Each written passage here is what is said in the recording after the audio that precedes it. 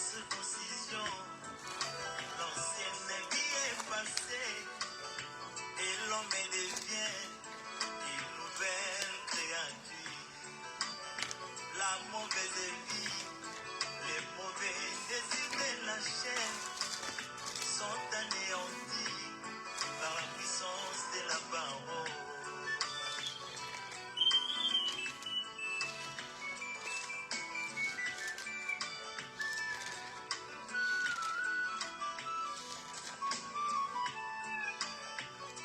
J'ai vu Pierre après les visions du Saint-Esprit qui s'est levé pour prêcher la parole de Dieu. Oh, en entendant Pierre, beaucoup d'hommes sont blessés. Et ma Bible me dit qu'il y eut 3000 convertis. Mais pourquoi pas dans notre temps? D'un côté, la parole est allégée. Ils l'ont rendu faible pour plaire à leurs fidèles. Bien que de l'autre côté, la parole est bien prêchée, mais l'incrédulité envahit les hommes. Chers bien-aimés, nous vous saluons au nom de Jésus-Christ. Laisse que la paix et la grâce du Seigneur soient le partage de chacun de nous. Et nous bénissons l'Éternel, notre Dieu, pour sa faveur, sa bonté, sa miséricorde. Lui qui continue à nous soutenir depuis le début de notre programme de prière. Et nous voilà presque à la fin. Déjà demain, à 18h, heure locale, on termine ce programme de prière de 14 jours qui nous a été recommandé par le Seigneur. Et nous sommes en train de passer des moments très excellents, très merveilleux dans la présence du Seigneur. Et nous prenons notre temps de supplier Dieu, de prier selon la recommandation qui nous a été demandée. Et l'enseignement également continue à nous arroser. Et nous voilà encore ce matin pour être au service des saints comme un des canaux. Parce que c'est Dieu qui a toujours été l'enseignant de son peuple. Mais il s'est toujours servi des canaux qui sont ses serviteurs. Nous sommes que des instruments par le moyen duquel le Seigneur arrive à atteindre son peuple. Et nous vous bénissons au nom de Jésus-Christ, vous qui aimez la parole du Seigneur, vous qui dépendez de cette parole, vous qui mettez en première position la parole du Seigneur, vous qui cherchez à tout faire en harmonie avec la parole du Seigneur, vous qui vérifiez vos actes, vos comportements à la lumière de la parole pour que vous soyez excellents, où vous puissiez plaire à votre Dieu. Demeurez bénis, chers bien-aimés. Et nous sommes en train de parler d'un sujet que nous avons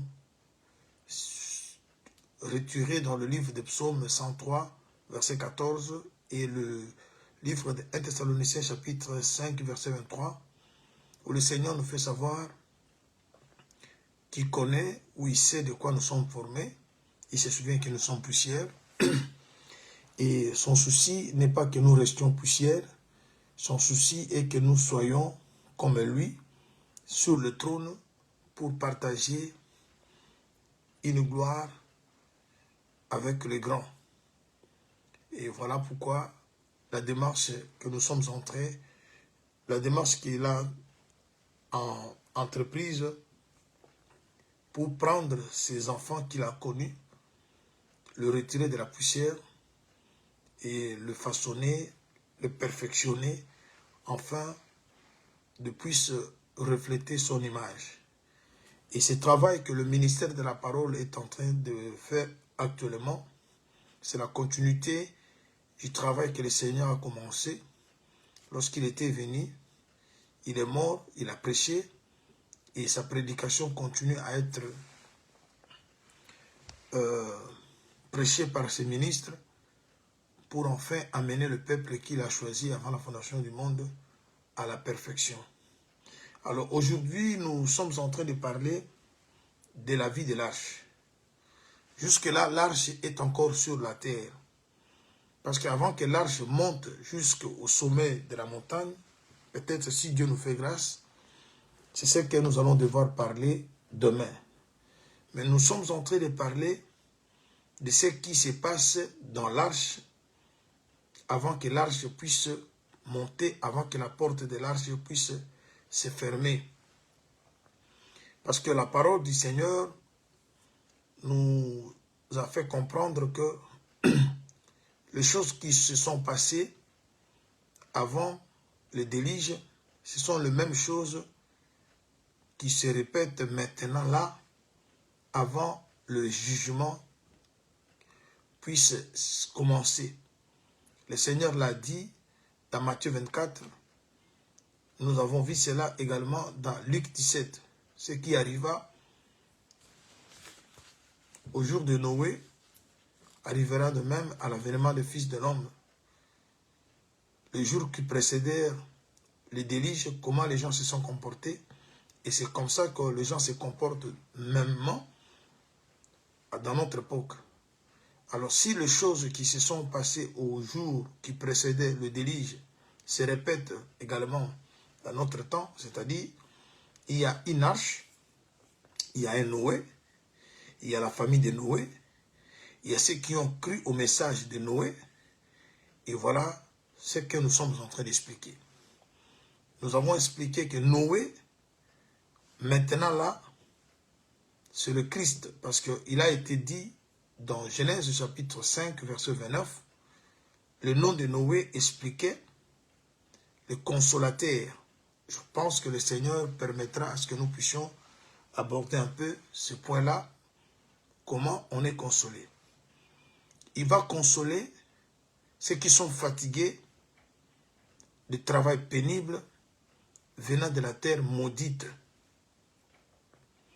C'est-à-dire, les gens qui doivent s'accrocher au message de Noé sont des personnes qui sont fatiguées de travail pénible.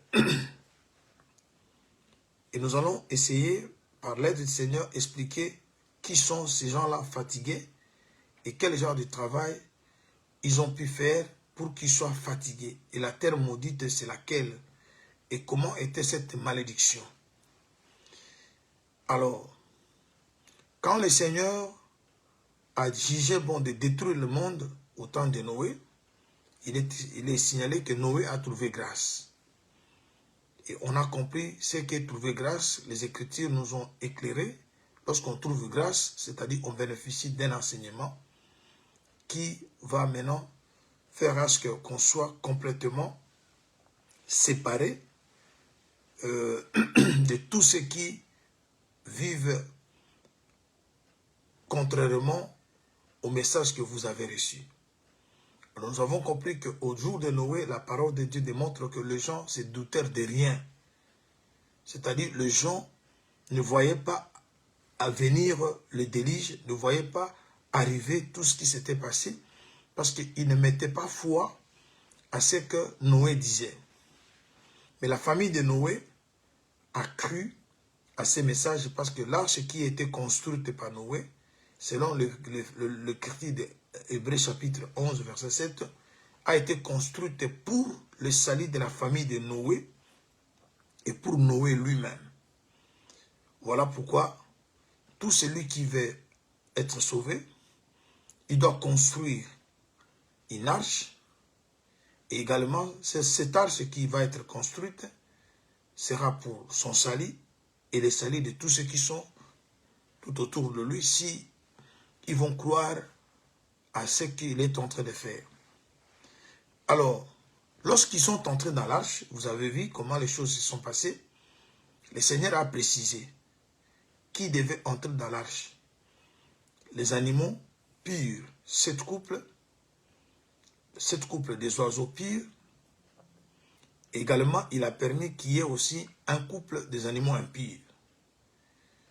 Et comme l'évangile que nous soutenons c'est un évangile de précision.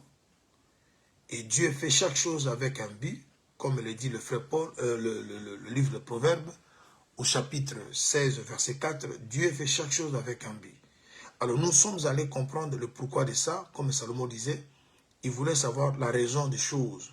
Et rien ne peut se faire sans que ça puisse avoir une raison.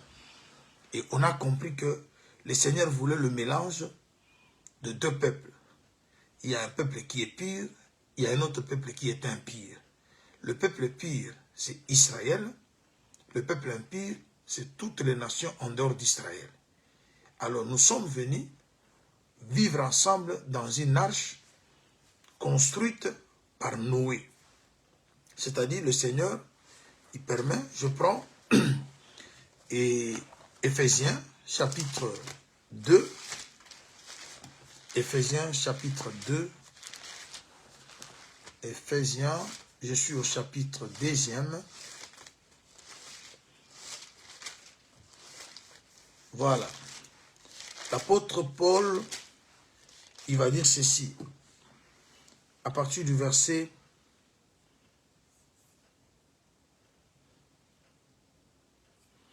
12. Si vous voulez, on commence au verset 11. C'est pourquoi, vous, autrefois païens, dans la chair, appelés incirconcis, par ce qu'on appelait circoncis, et qui le sont en la chair par la main de l'homme. Souvenez-vous que vous y étiez en ce temps-là, sans Christ, privés du droit de citer en Israël, étrangers aux alliances de la promesse, sans espérance et sans Dieu dans le monde. Mais maintenant, en Jésus-Christ, vous qui étiez jadis éloignés, vous avez été rapprochés par le sang de Christ, car il est notre paix. Lui qui, de deux, n'en a fait qu'un, et qui a renversé le mur de la séparation, l'inimitié, ayant anéanti par sa chair la loi des ordonnances, des prescriptions, il a voulu créer en lui-même avec les deux un seul homme nouveau en établissant la paix, et le réconcilier avec Dieu l'un et l'autre en un seul corps par la croix, en détruisant par elle l'inimitié. Vous voyez, l'Écriture nous fait voir qu'il prend deux peuples qui ne s'attendaient pas et lui met ensemble pour que les deux deviennent un seul homme et le réconcilier avec Dieu. C'est le message que nous retenons par la présence des groupes des animaux. Il y a un groupe de purs, il y a un autre groupe d'impurs. Le groupe de purs, c'était 7 couples, et le groupe d'impurs, c'était un couple. Et lorsque vous le mettez ensemble, ça va vous donner le chiffre 8. Parce que le chiffre 8, c'est le chiffre qui parle de l'éternité. Le retour au commencement. Tous ceux qui sont connus par Dieu à l'éternité, le Seigneur cherche toujours comment le récupérer. Maintenant, une fois qu'il est récupéré, il vous impose maintenant une vie. Vous n'allez pas vivre comme vous aviez vécu. Il vous présente une autre vie, une vie nouvelle qui ne sera pas l'ancienne vie.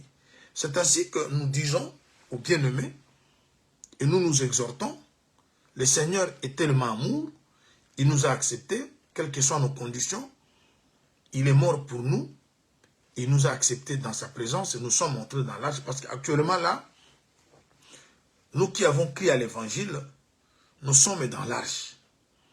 Et l'évangile a permis à ce qu'il y ait cohabitation de peuples qui ne s'attendaient pas. Mais dans le Seigneur, cette inimitié est détruite. Nous vivons comme des frères et nous sommes devenus un peuple. Maintenant, vous allez remarquer, parce que c'est ce que nous étions déjà commencé à expliquer. Alors, nous avons trouvé que dans l'arche, le Seigneur avait voulu que Noé place 3 escaliers. C'est-à-dire l'arche à l'intérieur avait 3 niveaux. lorsqu'on a 3 escaliers, c'est pour parler de 3 niveaux. La chose première, vous entrez dans l'arche. Mais à l'intérieur de l'arche, la course doit commencer.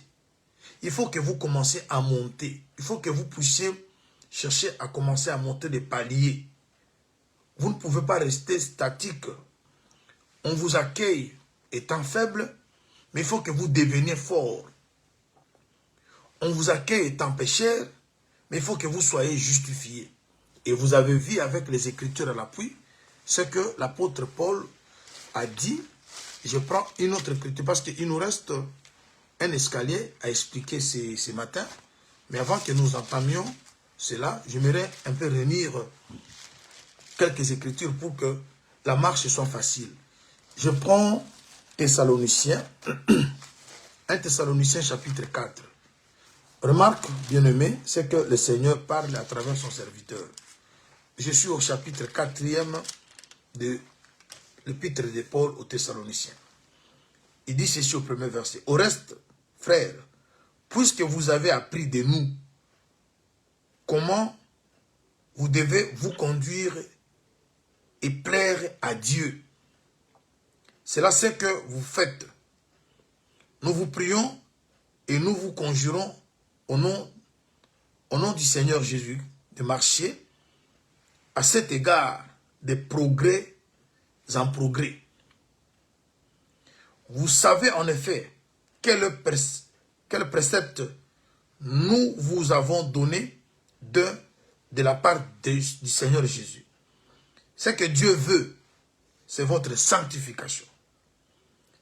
C'est que vous vous absteniez de la débauche, c'est que chacun de vous sache posséder son corps dans la sainteté et l'honnêteté, sans vous livrer à une convoitise passionnée, comme font les païens qui ne connaissent pas Dieu.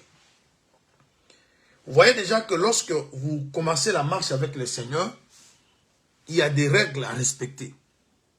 Il y a un objectif à atteindre. Le Seigneur vous agrée, il vous accepte, mais il vous dit, vous devez maintenant progresser. Là, nous parlons de l'ambiance qui règne dans l'arche. Ça ne concerne pas les gens qui sont en dehors de l'arche. Nous parlons de la vie de l'arche. Nous sommes venus de familles différentes. Nous sommes venus de cultures différentes. Il y a ceux qui sont pires, il y a ceux qui sont impires. J'ai expliqué tout à l'heure, l'apôtre Paul a pris un langage pour parler du mélange. Il a parlé qu'il y a eu ce qui s'appelait circoncis, selon la chair. Il y a d'autres qui étaient incirconcis. Mais ce que Dieu avait dans l'arche, il n'avait pas besoin de la circoncision de la chair. Dans l'arche, c'était le problème de la circoncision du cœur. Voilà pourquoi dans notre prière, nous prions que Dieu renouvelle à nous ou crée à nous un cœur pur. Parce que la circoncision qui compte dans l'arche, c'est la circoncision du cœur.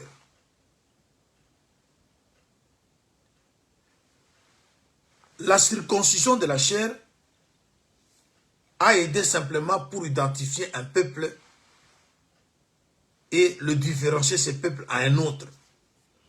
Mais quand le Seigneur nous mélange, parce que si le salut pouvait s'accorder aux circoncis de la chair, les sœurs n'auront pas part au salut. Parce que on ne peut pas circoncire une femme. On circoncie qu'un homme. Mais lorsqu'on circoncie les cœurs, et les femmes et les hommes ont des cœurs. Voilà pourquoi la circoncision qui a de la valeur, c'est la circoncision du cœur. Ou la circoncision du cœur, c'est quoi? C'est ôter toute mauvaise chose qui habite, parce que toute personne a un cœur. Et c'est du cœur que viennent les mauvaises choses, comme le Seigneur les a décrites il a parlé de l'impudicité, de beaucoup d'autres choses. Alors maintenant que nous sommes dans l'arche, Dieu accepte que vous fassiez partie de son corps, mais il demande maintenant un progrès. Et vous avez vu, comme nous l'avons expliqué, qu'il y avait 3 escaliers. Et l'arche qu'avait construite Noé parlait aussi du temple qu'avait construit Salomon. Et lorsque Salomon construit le temple, qui est la maison de Dieu, il va placer aussi 3 étages ou 3 escaliers. Maintenant, comme les Écritures se complètent pour donner la lumière, les choses que Moïse n'a pas précisé, Salomon a précisé ça. Salomon parle de 3 escaliers. Là, je suis maintenant au chapitre 6, 1 roi chapitre 6. Salomon parle que les 3 escaliers, il donne même la mesure de chaque escalier. Il dit que le premier escalier mesurait 5 coudées. Le second escalier mesurait 6 coudées. Et le 3e escalier mesurait 7 coudées. Et lorsque nous avons regardé, vous avez 5, ensuite vous avez 6, et enfin vous avez 7, c'est-à-dire, on va du plus petit au plus grand. C'est-à-dire, vous montez, vous commencez par le chiffre inférieur, et vous allez vers le chiffre supérieur. C'est-à-dire, le chiffre 5, nous avons eu le temps de vous parler, de vous expliquer, ça parle de la grâce. C'est la première des choses que Dieu accorde à ses enfants. Quand vous trouvez grâce auprès du Seigneur, il ne tient pas compte de votre ignorance, de vos faiblesses, de vos péchés, de vos erreurs. Il vous accueille, il vous reçoit. Maintenant, une fois que vous êtes reçu, la grâce, selon le frère Paul, à titre, la grâce enseigne, prêche le renoncement aux œuvres mortes. C'est-à-dire, quand le Seigneur vous accepte, vous venez comme vous êtes trouvé. Célibataire, voleur, impudique, escroc. Bien-aimé, le Seigneur vous accepte comme ça. Mais une fois que vous lui appartenez, il doit maintenant passer à une autre étape de vous donner une forme. Et voilà pourquoi vous avez vu, l'apôtre a expliqué, lorsqu'il a parlé à Tite, il dit, grâce de Dieu, source de salut pour tous les hommes, a été manifestée. Elle nous enseigne à renoncer aux œuvres mortes. Nous qui disons que nous avons l'évangile de la grâce. L'évangile de la grâce, c'est l'évangile du pardon, oui.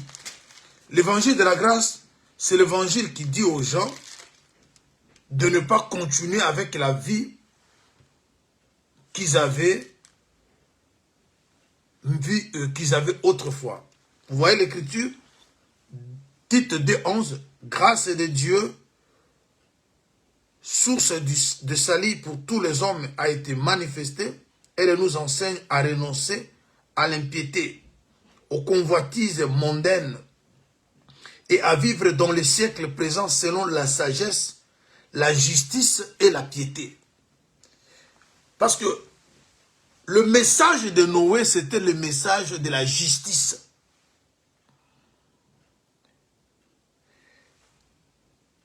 La justice nous a été recommandée par le Seigneur dans Matthieu 6, 33. Cherchez premièrement le royaume ainsi que la justice de Dieu. Et Noé fut prédicateur de la justice. Alors, ceux qui entrent dans l'arche quelle que soit votre impureté, le Seigneur vous appelle, il ne vous laisse pas la même personne. Il vous aménage. Il fait un travail. Et ce travail s'est fait par la prédication. Ça, on a compris que le premier escalier, c'est la grâce. Mais cet escalier est dans l'arche et dans la maison. Maintenant, il y a maintenant le deuxième escalier qui mesure 6 coudées. Et nous avons vu que le chiffre 6, c'est le chiffre de la formation. Tous ceux qui sont appelés par l'évangile doivent manifester une forme. Vous devez être différent de ceux qui ne sont pas dans l'arche. Si en dehors de l'arche, si avant d'embrasser l'évangile, la colère était permise, la jalousie était une vie, l'hypocrisie était une vie, la méchanceté était une nature, mais une fois qu'on est dans l'arche, comme la grâce enseigne à renoncer, on doit renoncer à toutes ces mauvaises vies. C'est-à-dire, vous montez dans un autre escalier et vous accomplissez ce que l'apôtre Paul dit, aller de progrès en progrès. Vous n'êtes pas statique, vous n'êtes pas toujours bébé, mais vous grandissez. Parce qu'au 6e jour, la poussière devient un corps. Parce que Dieu sait de quoi nous sommes formés. Il se souvient que nous sommes poussière. Mais il ne veut pas que nous restions toujours poussière. Le Seigneur nous amène à une autre étape où la poussière devient une âme. Parce que Adam qui était poussière, Dieu va façonner cette poussière. Afin que la poussière qui est Adam soit différente des autres poussières. C'est ce que l'apôtre Paul dit, que vous ne vivez pas comme le païen qui ne connaît pas l'évangile. C'est-à-dire, nous sommes la poussière repentie. La poussière qui forme le corps d'Adam, elle est différente de la poussière qui est restée en dehors du corps d'Adam. Parce que la poussière qui forme le corps d'Adam reçoit le souffle de l'Éternel. Parce que le corps d'Adam, c'est aussi une hache. C'est là-bas que toute la création, l'humanité, se réunit. Alors, lorsque vous regardez, et vous allez remarquer que pour que le corps d'Adam soit ce qu'il était, il y a eu la présence de l'eau. Et vous savez, l'eau, elle est le symbole de la purification. Lorsque le Seigneur nous a pris, nous étions sales. Alors l'eau de la parole doit nous purifier. Voilà pourquoi il est écrit, il est venu avec 3 choses. Et les 3 sont d'accord. Dans 1 Jean chapitre 5, au verset 6, il est venu avec le sang, avec l'eau et avec l'esprit. Et les 3 sont d'accord. Et chacune des choses a un rôle ou remplit un rôle, c'est-à-dire le sang c'est pour t'acheter. Le sang c'est pour t'acheter. Voilà pourquoi nous parlons du rachat. Pour qu'il y ait rachat, il faut qu'il y ait une vente. Et lorsqu'on parle du rachat, ou encore racheter, c'est-à-dire il y a la vente, parce que vous ne pouvez pas racheter s'il n'y a pas la vente. Mais racheter veut dire la chose est achetée doublement. Et vous allez comprendre que nous étions vendus par le Seigneur lorsqu'il a permis que nous tombions dans le péché. Ça, c'était la première vente. Mais quand le Seigneur vient nous récupérer, le verbe va se conjuguer maintenant, racheter. Et le prix qu'il doit payer, c'est le sang. Qui amène le sang? C'est le Seigneur, parce qu'il est écrit, il est venu avec 3 choses. Le sang, c'est pour te récupérer. Quelle que soit ta nature, ton comportement, ta mauvaise vie, ainsi de suite. Parce qu'il sait que j'ai l'eau avec moi. La personne que je rachète, elle est sale. Mais j'ai l'eau, je vais utiliser l'eau pour la laver. Une fois que vous lui appartenez, il passe à la purification. Il prend maintenant l'eau qui est en lui.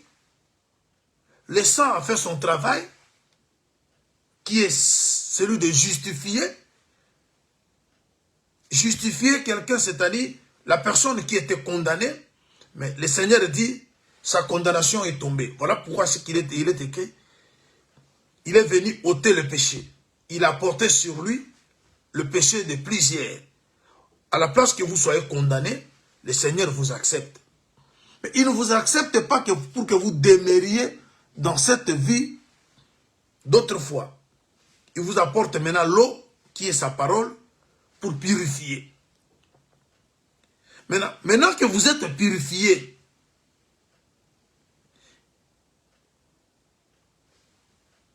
il vous donne maintenant la forme aussi. Il vous apporte maintenant son esprit pour que vous soyez comblés. Parce que si vous avez péché, parce que vous étiez faible, maintenant l'esprit va maintenant jouer le rôle de vous maintenir. Voilà pourquoi il est écrit, marchez selon l'esprit, et vous n'accomplirez pas le désir de la chair. C'est-à-dire, le même erreur que vous avez commise autrefois, vous allez maintenant le maîtriser, le dominer, parce que vous avez manqué une puissance en vous, lorsque vous avez commis toutes ces fautes. Maintenant, le Saint-Esprit, c'est la puissance, c'est Dieu en vous. Il vous donne la capacité de ne plus retourner dans ce qu'on avait comme une mauvaise vie. Alors, hier, on avait parlé du deuxième escalier qui mesure 6 coudées. C'est là où on a parlé de la formation. Bien-aimés, nous qui sommes dans le Seigneur, notre forme doit être reconnue. Notre identité a changé, notre statut a changé, notre vie a changé. C'est-à-dire, on doit reconnaître que cette personne, elle est différente des autres. C'est la forme. Alors maintenant, il y a maintenant le troisième escalier, c'est ce que nous allons maintenant parler, qui mesure 7 coudées. Je prends 1 Roi chapitre 6. 1 Roi chapitre 6.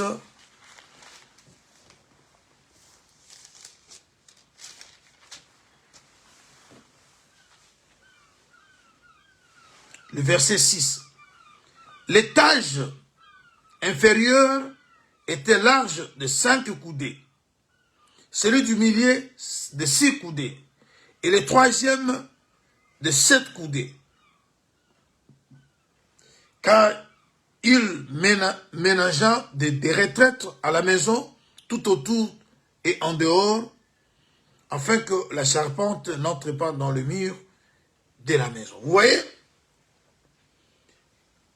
Ce que je viens de parler là, les choses que je viens d'expliquer, 5, 6 coudées, c'est dans cette écriture. Ici, il s'agit du temple qu'a conçu Salomon. Vous savez que Salomon n'était que l'image du Seigneur Jésus-Christ. Et le temple qu'a conçu Salomon parlait de la maison de Dieu qui est l'église dont Jésus a construite. Parce qu'il a dit, sur cette pierre, je bâtirai mon église. Et nous sommes maintenant dans l'église qui est le temple vrai. Nous sommes aujourd'hui dans l'église qui est l'arche. Noé avait conçu l'arche. Salomon a construit le temple. Jésus a construit l'église. Et Noé et Salomon, ils étaient l'ombre de Jésus.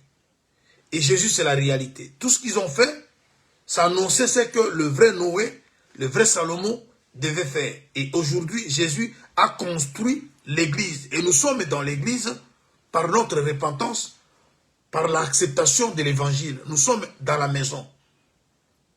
Mais l'église est encore sur la terre parce que la pluie n'a pas encore commencé. Mais il y a déjà une ambiance qui règne. Il y a déjà une vie.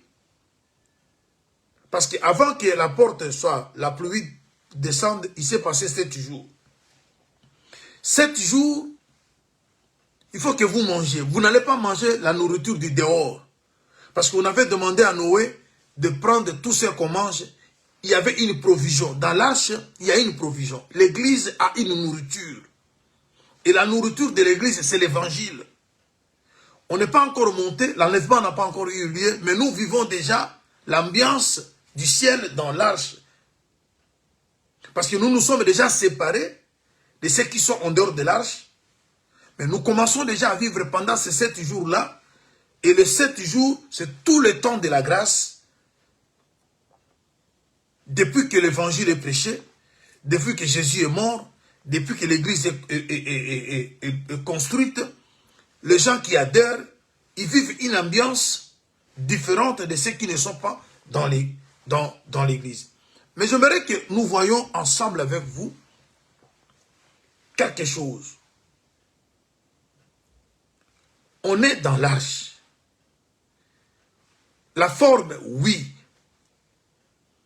Maintenant, on parle du 3e escalier ou le 3e étage qui mesure 7 coudées. Le chiffre 7, c'est un chiffre qui parle de la perfection. Oh, la perfection, ce n'est pas l'affaire des faibles. La perfection, ce n'est un objectif à atteindre. La perfection vient en courant. Si vous ne courez pas, vous n'allez pas atteindre la perfection. Et cette course, ça se fait comment? Parce que j'ai toujours dit, et je le répète, il y a une grande différence entre sainteté et perfection. Vous pouvez être saint, mais vous n'êtes pas parfait. Et le Seigneur, au jour de l'enlèvement, il va prendre les saints qui ont atteint la perfection. Si vous êtes saint et que vous n'atteignez pas la perfection, vous resterez.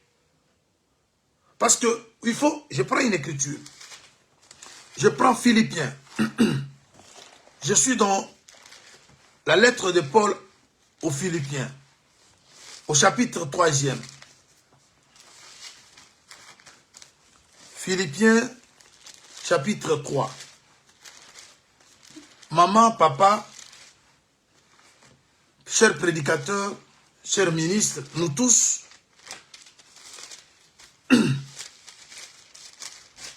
je suis dans Philippiens, vous allez m'excuser, au chapitre 3e.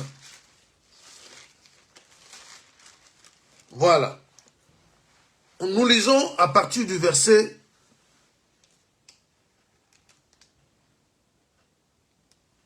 'On commence au verset 10.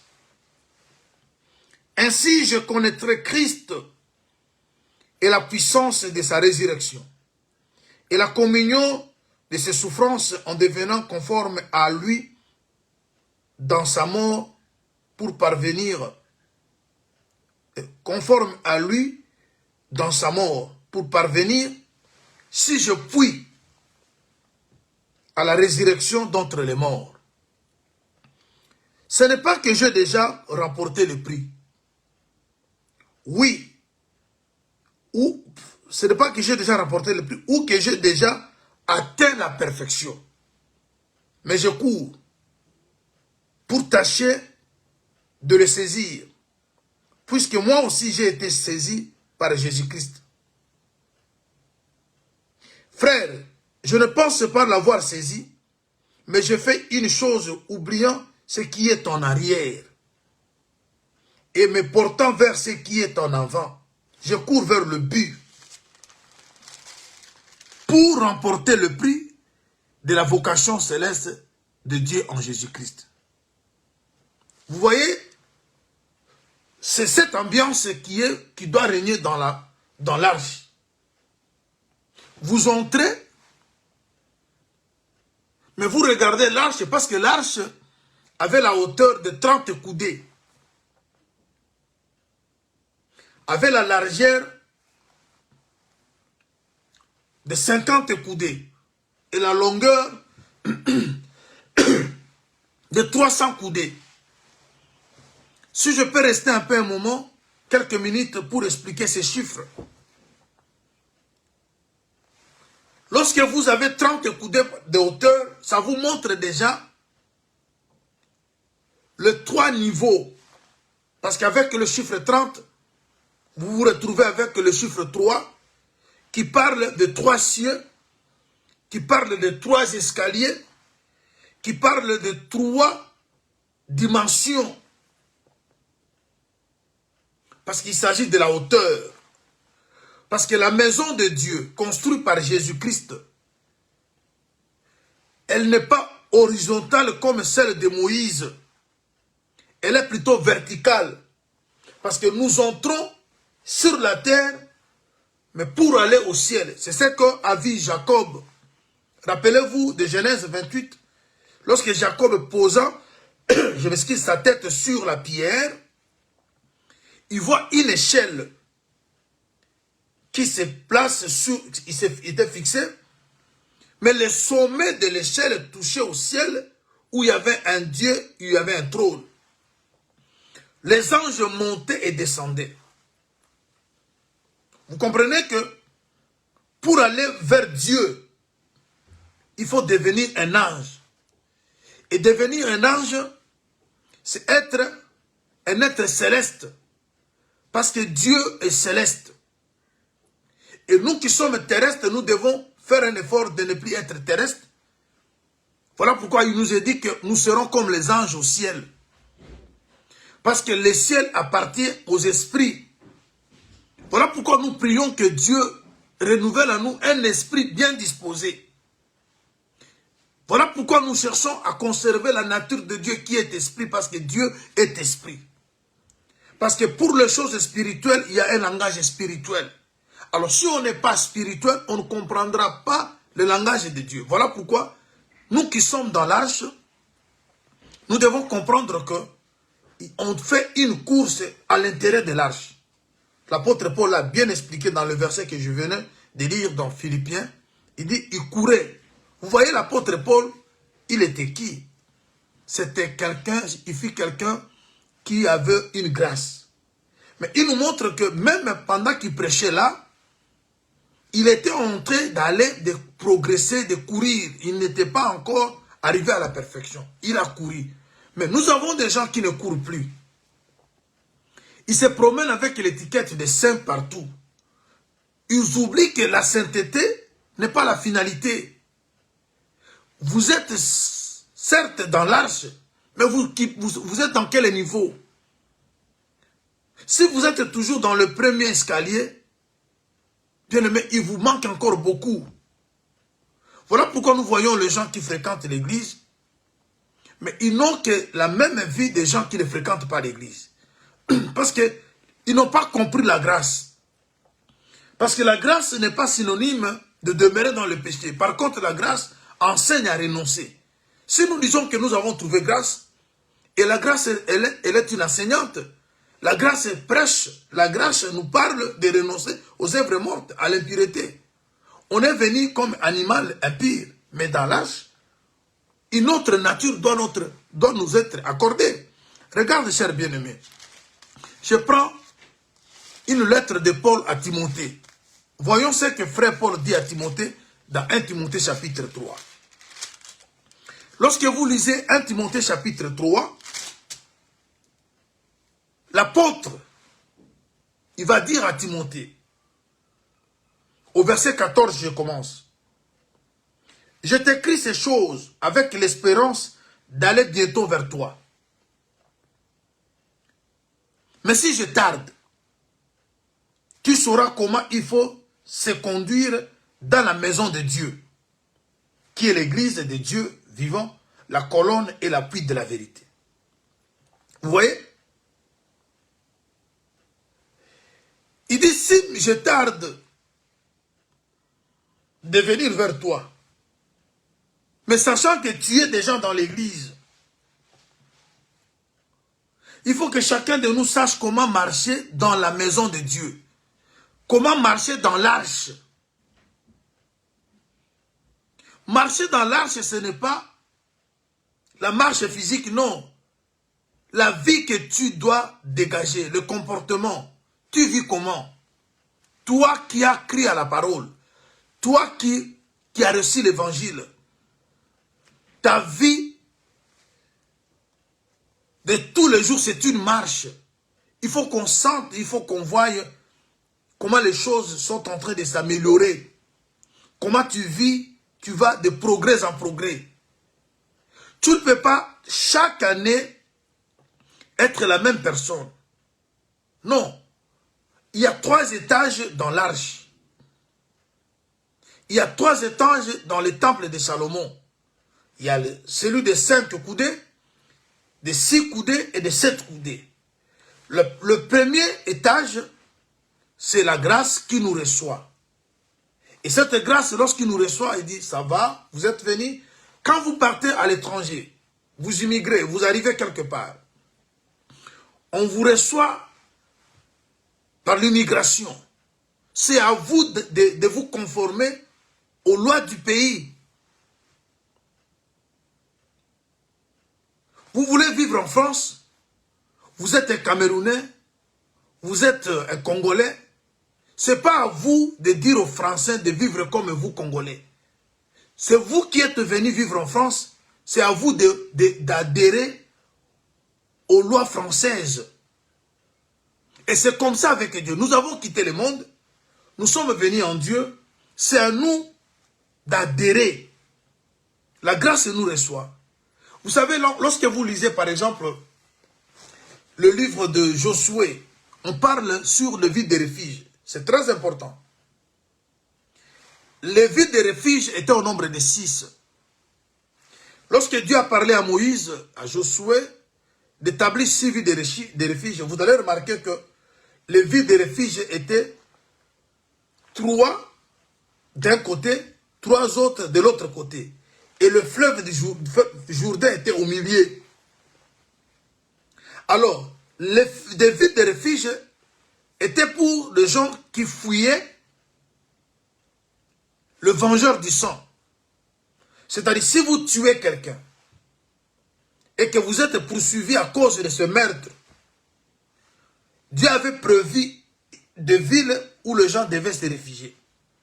Mais lorsque vous arrivez devant la porte de la ville, les anciens de la ville vont vous stopper. Ils doivent vous écouter. Vous allez dire la raison de votre fuite. Pourquoi vous fuyez? Et après avoir cet échange, vous allez être recueillis, accepté, on vous garde dans la ville et le vengeur de sang ne vous touchera pas. Pourquoi les villes étaient au nombre de 6?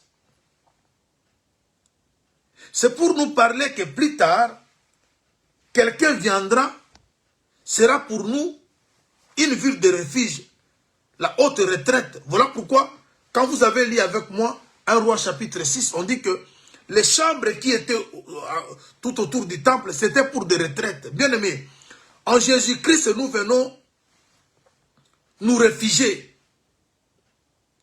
Il est notre haute retraite. C'est là où nous nous sentons, nous sommes à l'abri. Mais qu'est-ce que nous fouillons? Nous fouillons le vengeur du sang. Vous savez, tuer,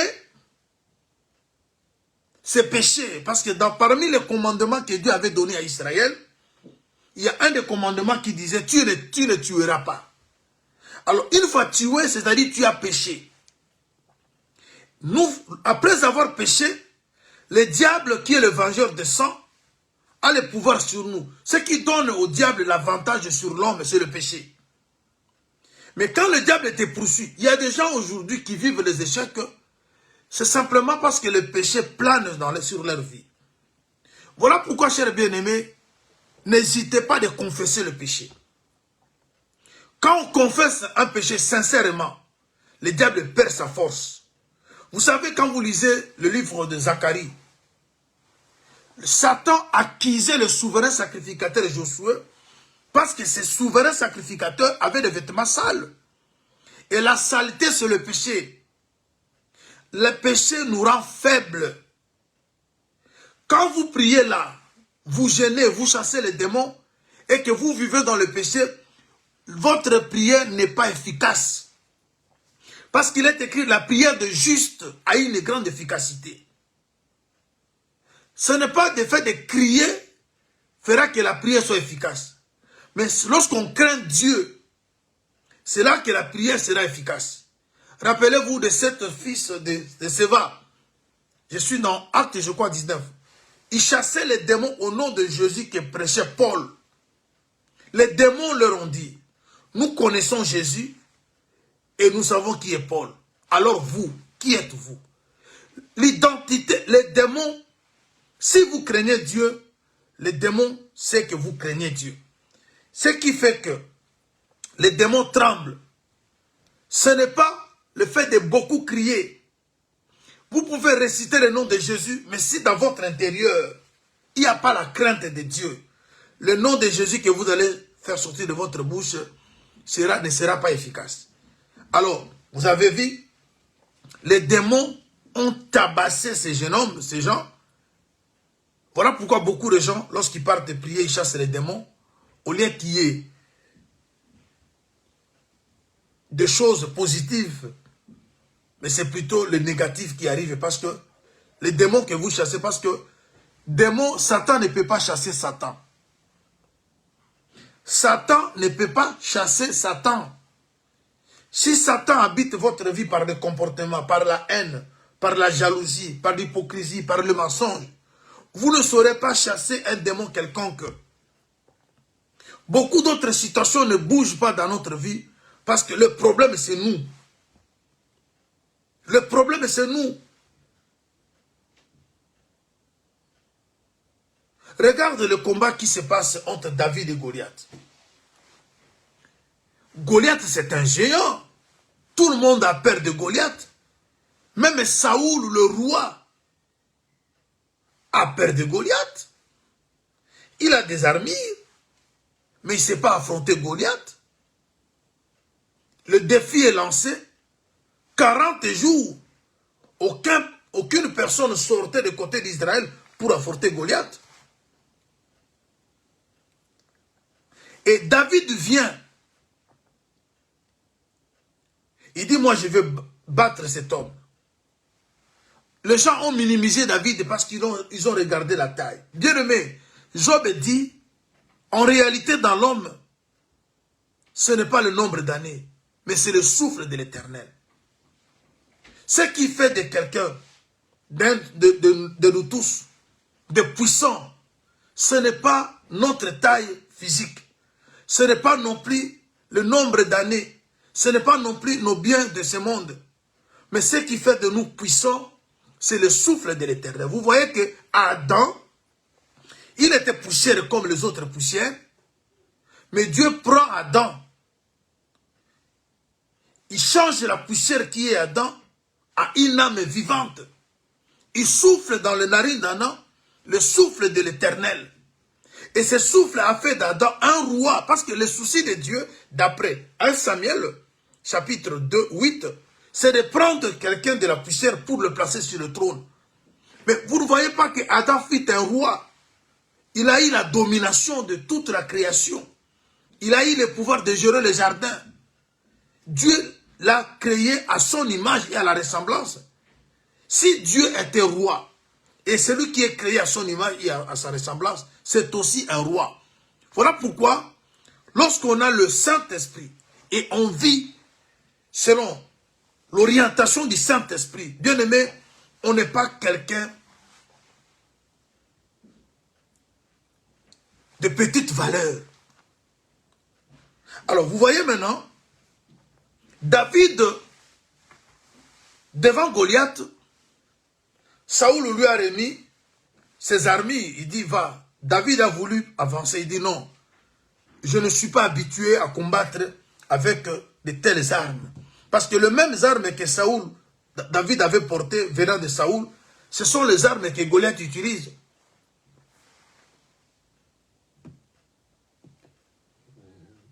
David a enlevé ça. Il est parti dans un torrent.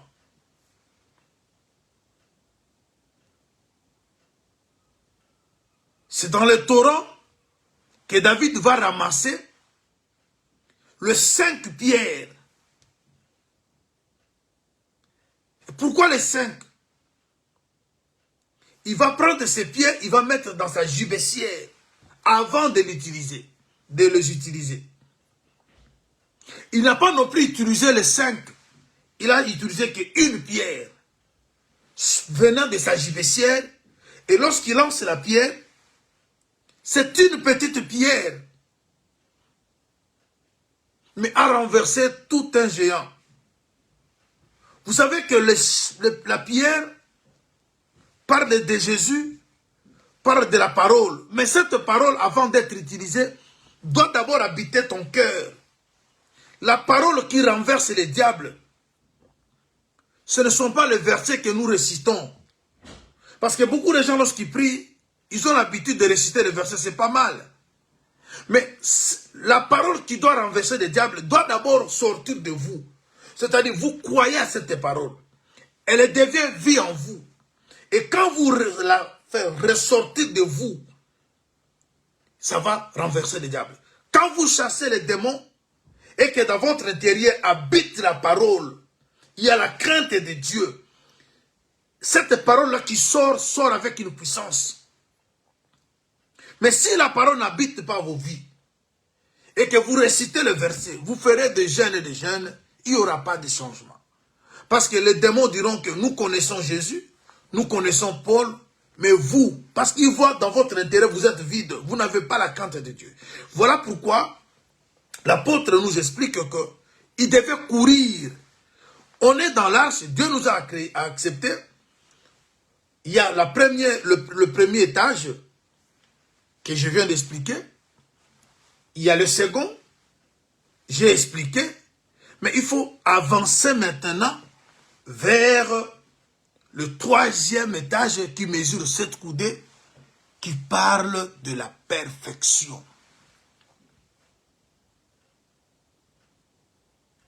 Il y a des choses à amender dans notre vie. Quand même, eh bien, nous sommes saints. Je vous donne encore une autre écriture, chers bien-aimés. Je suis dans Apocalypse chapitre 22. Je prends le verset 11. Écoutons ce que le prophète dit. Que celui qui est injuste soit encore injuste.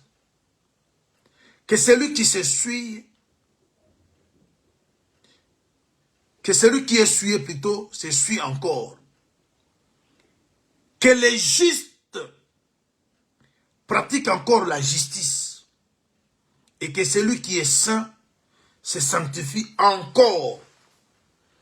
Ici c'est clair, ça montre que vous pouvez être saint comme nous le sommes. Je ne refuse pas que nous sommes une assemblée de saints. Je ne refuse pas que nous sommes l'église des saints. Mais l'apôtre, il dit qu'on peut être saint, mais on a encore des choses à amender. Vous êtes saint, mais vous n'êtes pas content qu'un autre saint soit à vos côtés. Pourquoi aujourd'hui les gens s'empoisonnent? Un saint qui prêche, la femme doit prier, lorsque la femme prie, doit couvrir la tête. C'est la prédication des saints. On parle sur le port de bijoux, la prédication des saints. La femme n'a pas le ministère, la prédication des saints. Mais lorsqu'on arrive à un point de ne pas accepter la grâce que Dieu a mise dans l'autre, vous voyez que vous êtes saint, mais vous n'êtes pas encore parfait. Il y a encore à courir. Il faut monter encore. La forme est donnée, vous êtes reconnu des saints. Et ça, c'est l'église des saints. Là, les femmes n'enseignent pas. Votre identité commence à être reconnue. Là, les femmes n'ont pas de ministère. Parce que nous respectons l'enseignement des apôtres. Là, on ne chante pas, les femmes ne chantent pas les têtes non voilées. Mais ces sœurs-là qui chantent, qui s'habillent avec de longues robes, mais des fois, elles ont 4-5 personnes avec qui elles ne parlent pas. Parce qu'elle avait fait ceci, elle m'avait fait cela, je ne vais pas la pardonner. Vous êtes sainte, mais vous avez encore à courir. C'est-à-dire dans l'arche, il y avait, vous savez qu'est-ce qu'on a dit à Noé? L'arche avait plusieurs cellules, plusieurs chambres, plusieurs appartements. Il faut visiter toutes les chambres. La parole de Dieu, elle est profonde. La parole de Dieu n'est pas une seule écriture. Ne pensez pas que vous êtes arrivé parce que vous avez compris que le baptême, c'est au nom de Jésus. C'est une de vérité. Mais lorsque vous n'arrivez pas à pardonner, pardon aussi, c'est une de vérité. Ne pensez pas que vous êtes déjà arrivé parce que votre église ne porte pas le nom comme les autres. Vous avez compris que l'église, c'est la femme de quelqu'un. On ne peut pas donner à l'église un autre nom parce qu'elle appartient déjà à un époux. Mais ce n'est pas tout. Il y a encore des choses. Quand vous ne savez pas pleurer avec ceux qui pleurent, quand vous ne savez pas vous réjouir avec ceux qui se réjouissent.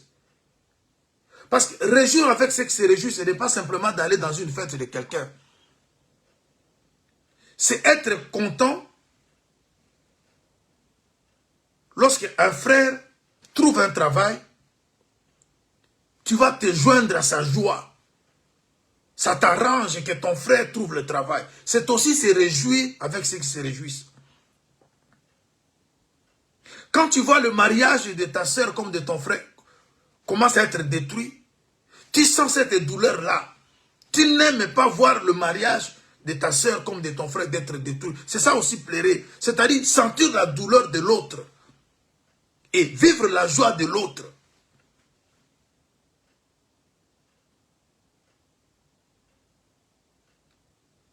Et il y a des choses, frère. Alors, chers bien-aimés, je veux que nous voyons encore une chose. Je suis dans Cantique des Cantiques, chapitre 1er. Parce que beaucoup de saints, nous sommes là toujours à critiquer les autres, à les injurier, mais cependant, nous avons arrêté à courir. Parce qu'il y a des gens qui ne courent plus. Hein. Avant que je lise Galates, plutôt Cantique, prenons Galates, voyons ce que l'apôtre Paul dit. Il ne dit pas aux païens, il le dit aux gens qui sont dans l'arche. Il le dit aux gens qui se disent serviteurs, fils, enfants de Dieu. Il le dit à ceux qui se disent qu'ils ont l'évangile éternel et consort. Regardons, l'apôtre Paul dit ceci aux Galates, au verset 5. Vous, au verset 7 plutôt, Galates 5, 7. Vous couriez bien, qui vous a arrêté pour vous empêcher d'obéir à la vérité. C'est-à-dire, on peut commencer à courir, mais on arrive à un moment donné, on ne court plus. Il y a beaucoup qui ne courent plus. L'apôtre Paul dit, j'oublie, je fais un effort d'oublier ce qui est en arrière. Mais je regarde le but. Le but à atteindre, c'est quoi? C'est la perfection. Lorsqu'on devient irréprochable, irrépréhensible, on ne trouve rien de malhonnête. Il y a des gens qui ne courent plus. Ils sont que dans des critiques. Celui-là, c'est un faux pasteur. Oui. Nous voyons la paille qui est sur l'œil de l'autre, mais nous ne regardons pas la poutre qui est sur notre œil. Et si vous voulez comparer la paille à la poutre est grave. Ce que vous voyez chez l'autre, c'est peut-être petit. Ce qui est dans votre foyer, dans votre maison, si aujourd'hui le mur tombe, qu'on voit ce qui se passe dans votre maison, qu'on voit ce qui se passe dans votre couple, Si aujourd'hui, ceux qui habitent nos cœurs sont dévoilés, entre nous et ceux que nous critiquons, qui sont plus mauvais? Vous savez, bien aimé, je vais vous dire une chose.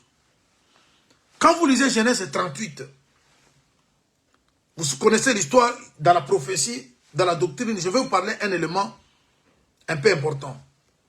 Je laisse la prophétie, je prends la doctrine.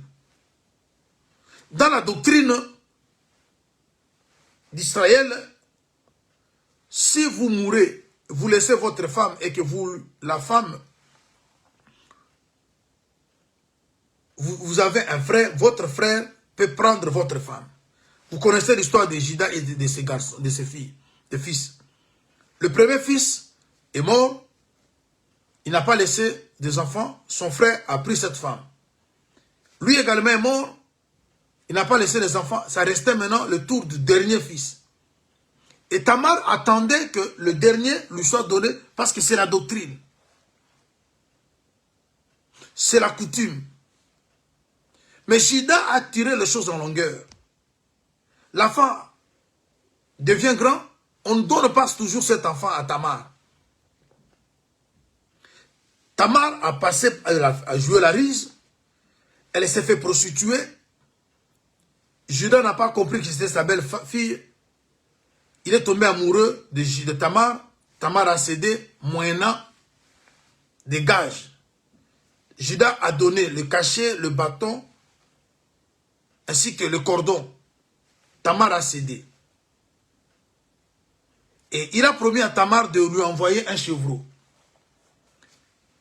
Il est parti, il envoie le chevreau, on cherche la prostituée, on ne trouve pas la prostituée.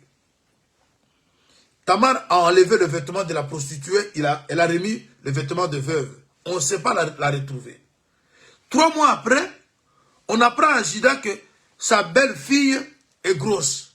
Directement, Judas a vu que si elle est grosse, elle s'est prostituée. Si elle est grosse, elle n'a pas respecté, elle est infidèle. Et on devait lapider Tamar. Lisez la Bible, frère. Tamar dit, ça va, ce n'est pas un problème, mais avant que vous me lapidiez, je veux que vous connaissiez l'auteur de cette grossesse. Elle brandit maintenant les choses qui appartenaient à Judas. Les cachets, le cordon, ainsi que le bâton. Il y a des enseignements profonds là, prophétiquement. Mais je vais vous balancer un élément important. Vous savez ce que Judas a dit? C'est moi qui suis coupable.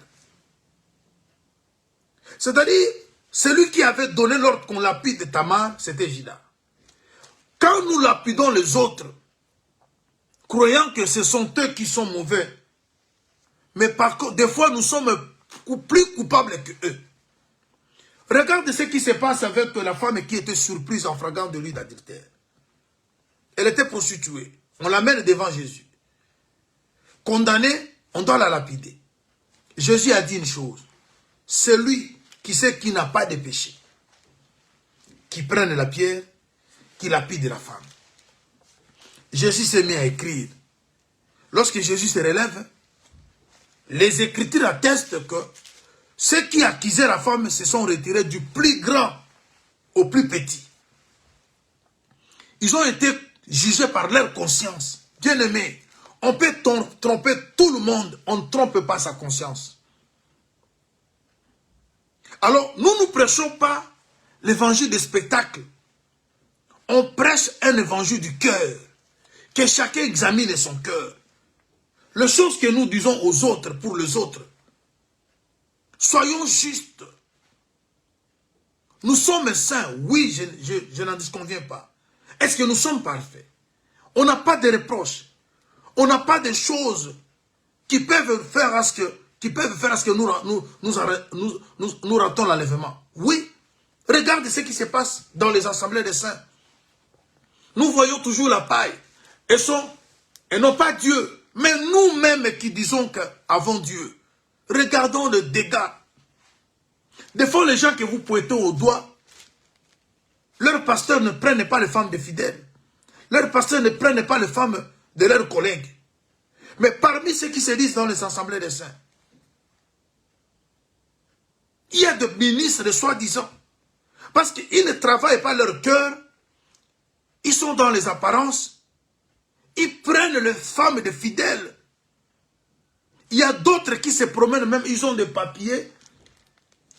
Parce qu'ils ont sorti avec une femme d'infidèle.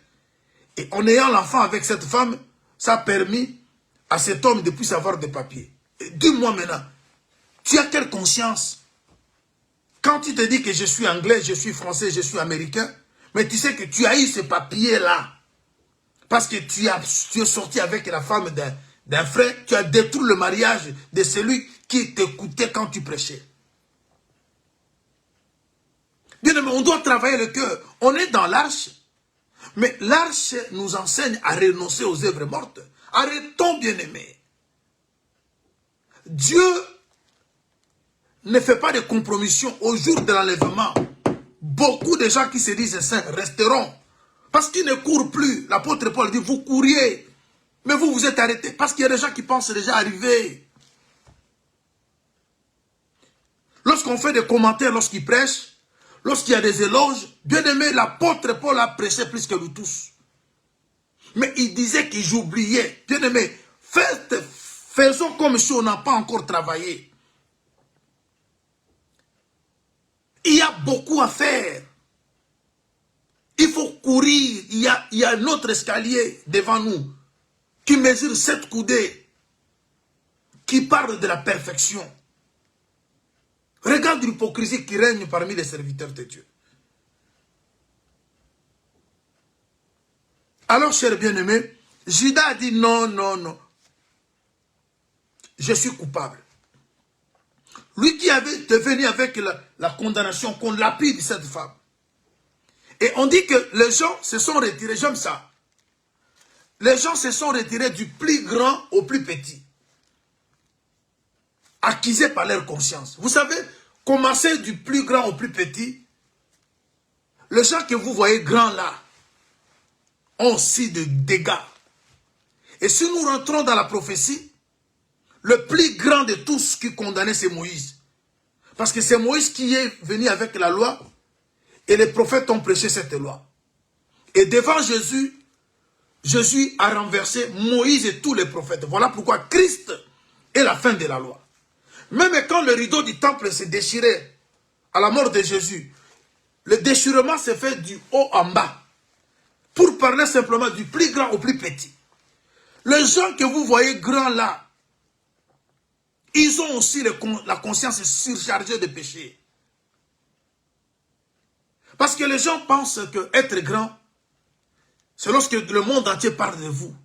Jean-Baptiste, c'est le Seigneur qui a affirmé qu'il était le plus grand de tous ceux qui sont nés des femmes. Mais devant les pharisiens, il n'était rien. Il vivait au désert, il mangeait des sauterelles. Il s'habillait avec la peau des agneaux. Vous voyez, bien aimé, la grandeur, ce n'est pas les hommes qui vont le dire. Est-ce que Dieu s'y peut témoigner pour tous ceux qui font des bruits? Est-ce qu'ils peuvent recevoir le témoignage du genre qu'ils sont grands? Jean-Baptiste, c'est Jésus qui témoigne. Parmi tous ceux qui sont nés des femmes, il n'y a personne qui est comme Jean-Baptiste. Quel est le message que Jean-Baptiste a prêché? La repentance. Bien aimé, nous aimons prêcher des révélations. Par moment, quand Dieu veut se glorifier, il nous utilise aussi afin qu'il y ait des profondeurs. Mais si on ne se répand pas, il n'y a pas de salut. Jean-Baptiste a présenté au monde l'agneau qui ôte le péché du monde. Bien aimé, c'est le péché qui sépare l'homme d'avec Dieu. L'apôtre Paul ajoute, je commence déjà à citer, on peut avoir toutes les connaissances, mais si on n'a pas l'amour. Or, la course que nous sommes en train de faire, c'est pour arriver à l'amour. Car l'amour, c'est le lien de la perfection. Je veux que nous prenions une écriture des Cantiques, chapitre 1er. Alors, on a des consciences surchargées. Conscience. On peut tromper tout le monde, mais on ne trompe pas sa conscience. On sait réellement ce qui se passe dans nos vies. Nous le savons. Mais l'apôtre, voilà, nous sommes dans Cantique des Cantiques, chapitre 1er. Remarque ce qui est écrit ici. Au verset 4. Entraîne-moi après toi. Ça, c'est la femme qui parle à son mari. Nous courons. Le roi m'introduit dans ses appartements. Nous nous égayerons. Nous nous réjouirons à cause de toi. Nous célébrerons ton amour plus que le vin. C'est avec raison que l'on t'aime. Une femme qui demande à son mari de l'entraîner quelque part. Bien-aimé, je vous ai parlé il y a quelques jours, par la grâce du Seigneur, que nous sommes en train de suivre un évangile de couple.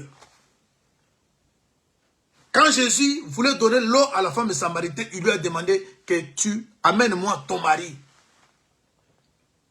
Et ici, la femme avec son mari, c'est la femme qui demande à son mari de l'entraîner. Et le roi maintenant l'introduit dans ses appartements. Mais j'aime le verbe utilisé. Il a dit, nous courons. Vous ne pouvez pas courir seul, il faut courir avec le mari. Et en courant avec le mari, vous allez entrer dans les appartements. On n'a pas encore connu. Bien aimés, ne pensons pas arriver, il y a des choses que nous ignorons. Mais dans la maison du Père, il y a beaucoup d'appartements. Il y a beaucoup de profondeur. C'est comme dans l'arche, il y avait plusieurs cellules. C'est comme dans le tabernacle, il y avait des chambres. Mais c'est le mari qui va te faire entrer dans chaque appartement. Il y a des choses qu'on doit apprendre, frère. On n'est pas encore arrivé. Et je vais vous laisser vous reposer parce qu'on va reprendre la prière à 10 h. Mais regardons maintenant comment la course va se faire. J'aime l'évangile. Bien-aimés, arrêtons de faire ce que nous sommes en train de faire. Je prends Philippiens, plutôt 2 Pierre chapitre 1. 2 Pierre 1. Il y a le 3e escalier. C'est l'escalier qui mesure 7 coudées. C'est là où nous voulons tous y arriver. Et voilà ce que l'apôtre Pierre dit. Je prends son livre 2 Pierre, chapitre 1er. Parce qu'il s'agit de courir. Il dit ceci au verset 5. À cause de cela même, faites tous vos efforts pour joindre à votre foi la vertu. Vous voyez maintenant, vous courez. À la vertu, la connaissance. On aime la connaissance. Mais ce n'est pas tout. La connaissance ne suffit pas. À la connaissance, la maîtrise de soi. Il y a des gens qui ont la connaissance, mais ils ne savent pas se maîtriser.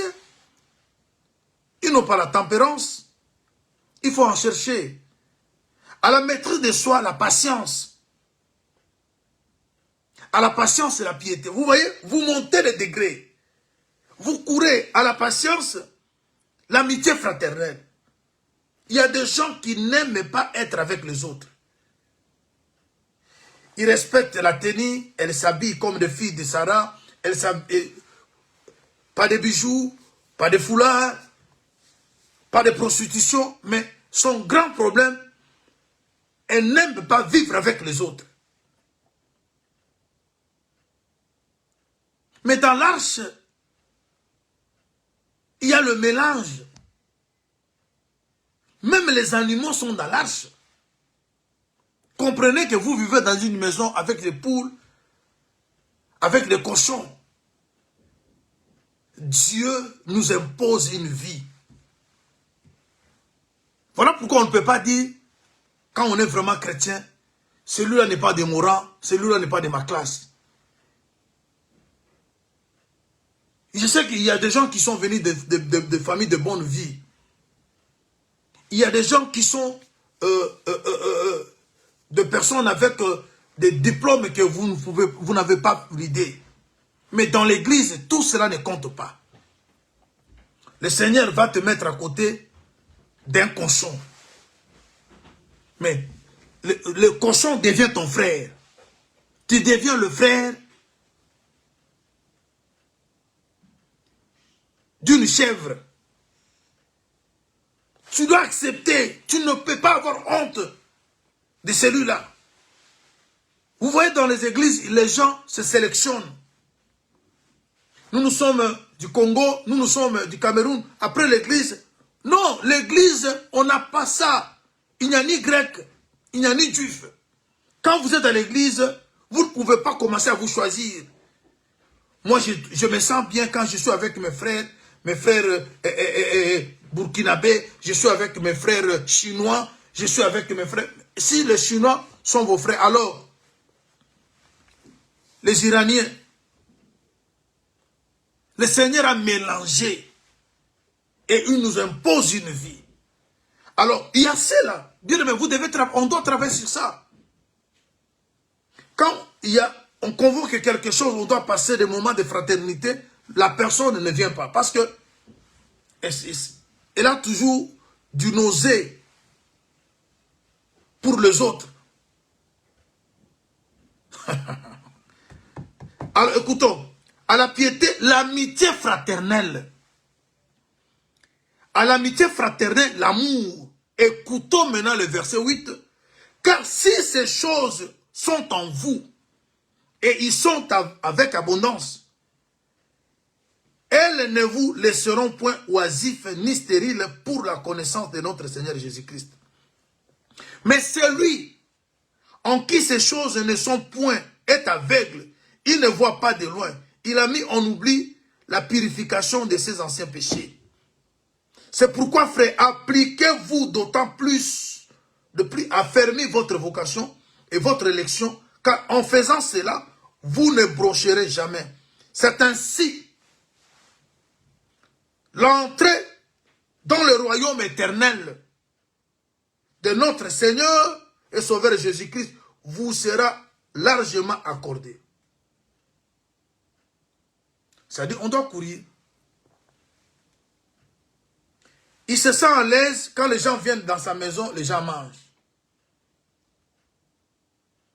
Mais lui ne mange pas chez les autres. Bien aimé, il se passe des choses, frère. Il y a des sœurs qui se critiquent. Elle ne s'est pas préparée. Elle ne sait... Mais, bien aimé. Elle donne les raisons. Je suis en gêne. Je ne mange pas. Je suis ceci. Parce que pour elle ou pour lui, d'autres personnes sont sales.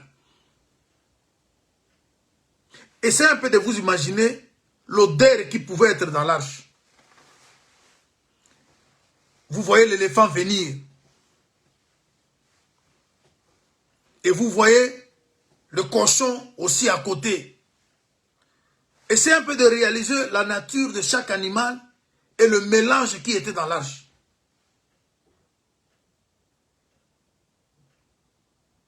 Et l'odeur qui est dans l'arche, venant des animaux, on préfère cette odeur que la mort qui est à l'extérieur.